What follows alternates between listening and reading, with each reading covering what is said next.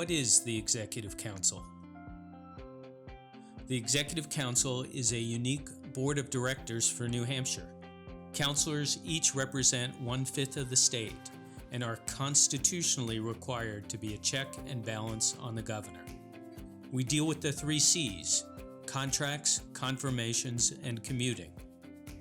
We approve or deny contracts with the state over $10,000.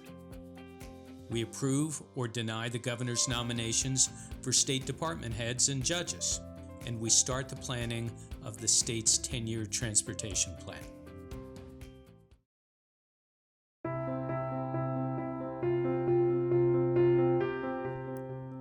Andru Volinsky has changed the way the Executive Councilors represent the state of New Hampshire. Every time the Executive Council approves a contract between a state agency and a vendor, Volinsky asks the same question. What is the hourly rate of their lowest paid worker? In an effort to get the state to use its leverage to insist on a minimum wage of at least $15 an hour. Time and time again, he's vetoed inexperienced and hard right-wing nominees put forward by Governor Sununu. When Sununu put forward Gordon MacDonald to be our state's Chief Justice, even though he had never been a judge and never completed a single jury trial, and despite his 30-year documented history of antagonism toward reproductive rights, Andru led the charge to get him off the bench. If Sununu is re-elected, he'll renominate MacDonald and through him, reverse Roe V. Wade. Andru also stopped Peter Kujoski, Sununu's initial nominee to lead the Department of Environmental Services, when he admitted he had no idea how he would deal with climate change. Andru also opposed Sununu's nomination of Michael Vos to the Site Evaluation Committee that approves controversial energy projects such as Northern Pass. Eversource, the utility company behind Northern Pass, has donated over $95,000 to Sununu. Vos rejects the science of climate change and claims fracking is environmentally safe.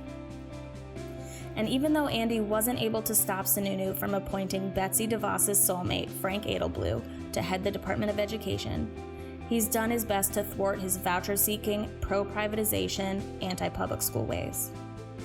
He's led the fight to hold Sununu accountable when he declared himself the sole decider of how to spend $1.2 billion and led an unprecedented vote to stop the governor from spending money without more disclosure. Under his questioning, Andy was able to expose how Frank Edelblue is delaying COVID-19 funds because he wants to follow Betsy DeVos's advice and give public money to private schools, at the expense of our neediest public schools.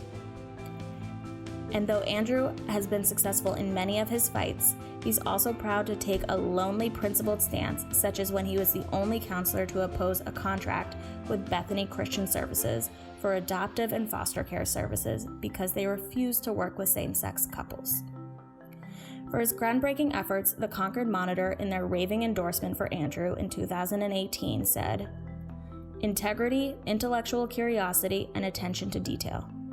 Especially details buried deep in mind-numbing contracts and annual reports, are among the traits that determine whether someone is a good executive counselor or just a body in a seat. Andru Volinsky isn't merely a good executive counselor. He is exactly what an executive counselor should be." Now Andru wants to take what he's done on the Executive Council and deliver a progressive agenda for New Hampshire as governor.